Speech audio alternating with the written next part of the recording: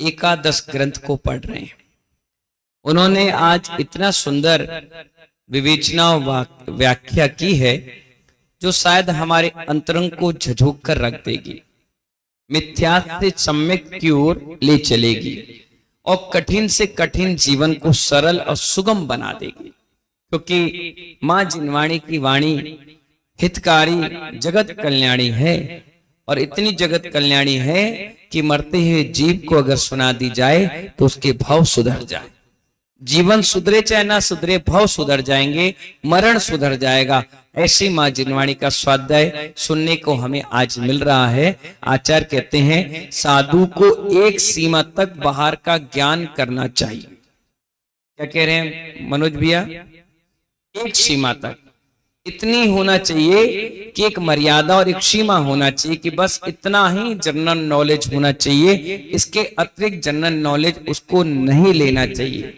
क्यों नहीं लेना चाहिए? आचार्य कहते हैं लेकिन बाहर का ज्ञान तुम जितना गहन करके लोगे, गहराई से लोगे, फिर भीतर का ज्ञान कब लोगे? क्योंकि जो समय और आयु आपको मिला है वो हाथ में रखा हुआ जल के समान है। किसके समान है बरैया जी?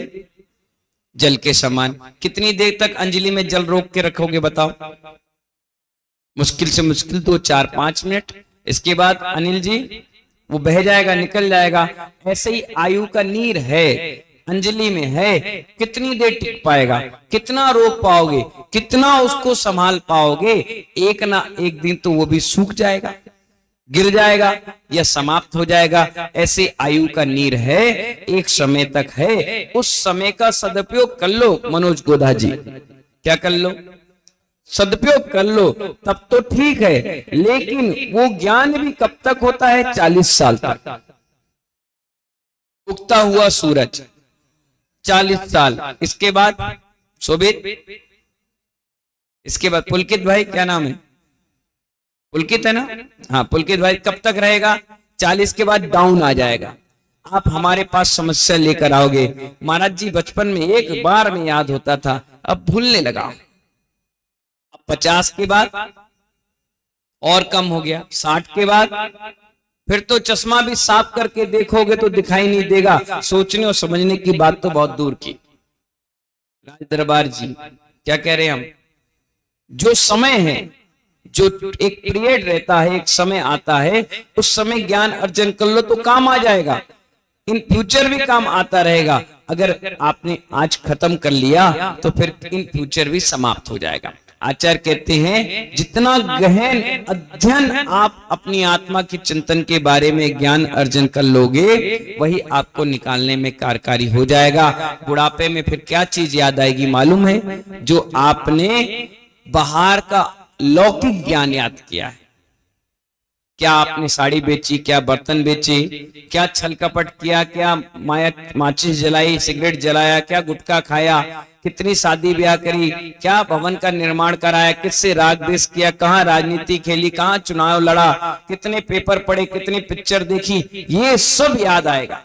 ये बाहर का ज्ञान है, भीतर का ज्ञान नहीं। और जितना भीतर का ज्ञान याद करोगे वो सब भूल जाओगे। जब तुम्हें सुबह के प्रवचन याद नहीं तो शाम का क्या याद करोगे?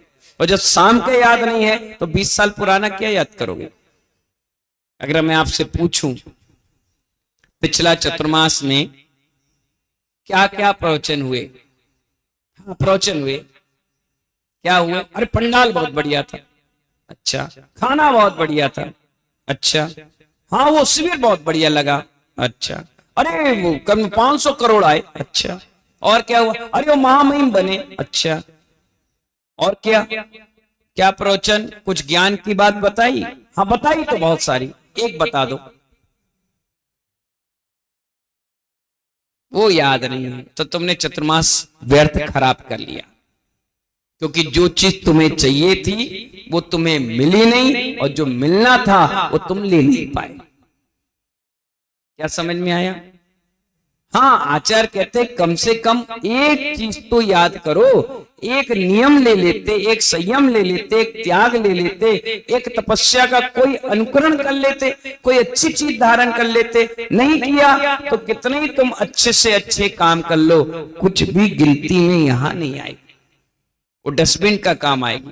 कचरा डालते हो वो काम आ जाएगा। कोई मतलब नहीं दिया, करोड़ों अरबों खर्च करने के बाद भी जीरो ही मिला। इसलिए आचार्य कहते हैं बाहर का कितना ही ज्ञान कर लो, उससे कुछ उपयोगिता हासिल नहीं होगी जब तक भीतर का ज्ञान ना हो।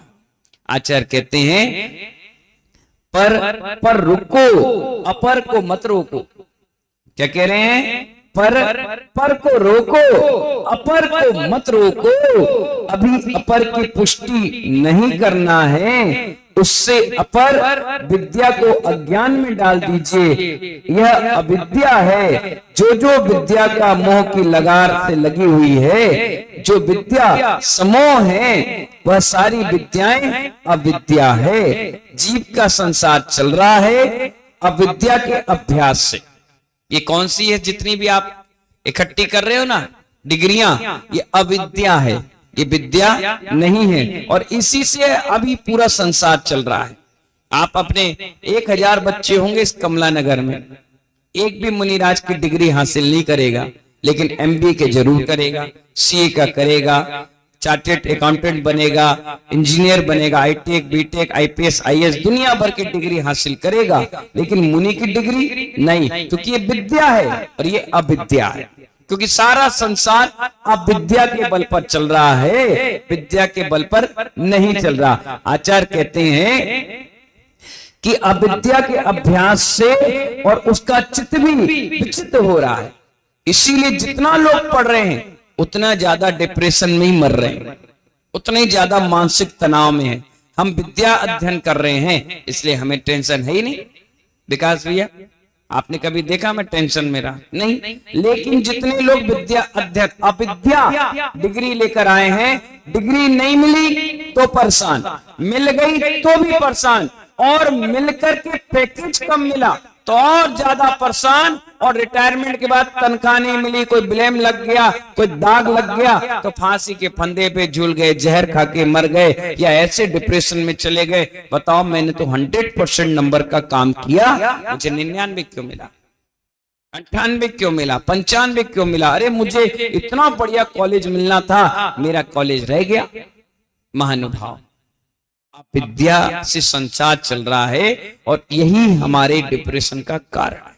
आप बता दीजिए इतिहास उठाकर, कोई साधु ने विद्या ग्रहण की हो और वो डिप्रेशन में चला गया, पागल हो गया हो, मन विक्षिप्त हो गया हो, कलुषित परिणाम बन रहे हो? नहीं बनते। जितने अध्ययनशील साधु मिलेंगे वो बहुत सहनशील मिलेंगे, क्षमतावान मिलेंगे, बिल्कुल शांति से अपना जीवन जी रहे होंगे। हमारे गुरुदेव मरते दम तक लिख लिख करके गए।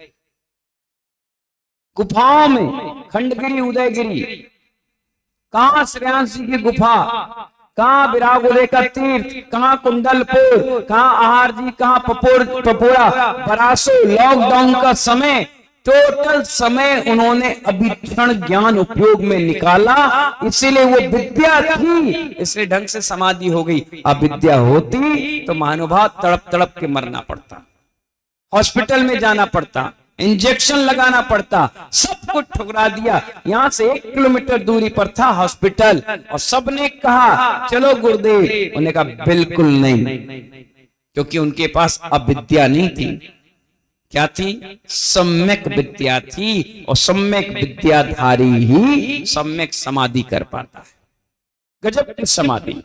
उदाहरण दे गए, वीडियो को रोज रोज आपको देखना चाहिए और रोज सब कुछ त्याग करके सोना चाहिए कि धन्य है इस पंचम काल में गुरुवर विराग सागर जी महाराज, जिन्होंने जीवन के साथ साथ मरने की कला भी हमें हजारों साल के लिए सिखा कर चले गए। हर व्यक्ति को तैयार रहना चाहिए, हिम्मत आएगी आपको उनकी समाधि संलेखना देखने के बाद। आचार्य भगवान कह रहे हैं, यह मेरी भूमि, ये मेरी धरती, ये मेरा शिष्य, ये मेरी शिष्या, ये मेरा मित्र, ये मेरी मित्रता, इस प्रकार का जो राग देश की परिणति चल रही है, ये सब अविद्या अभ्यास के ही संस्कार है। आप देख लीजिए, जितने पढ़े लिखे लोग हैं सबसे ज्यादा लड़ते हैं, झगड़ते हैं, मेरी प्रॉपर्टी, मेरा चेयर, मैं चेयरमैन, मेरा अहंकार, मेरा पुष्टि। और जो अनपढ़ गवार जैसे लोग होंगे वो कभी इनके अंदर ऐसी भावना आती नहीं, उनको मतलब ही नहीं। और जो विद्या धारण कर रखे हैं जैसे हमारे जैसे साधु, वो भी कभी मेरी धरती, मेरा शिष्य, मेरा ये सब ताम झाम से बहुत दूर रहते हैं। ज्ञानी जिसको विद्या का बोध हो जाएगा उसे मालूम है कि मेरे मित्र मेरे भीतर नहीं घुसेंगे, मेरे शिष्य मेरे भीतर नहीं घुसेंगे। एम्पायर, इतना धरती, ये प्रॉपर्टियां मेरे हृदय को पार नहीं कर पाएंगे। इसीलिए क्या करते हैं, अणु अणु स्वतंत्र है।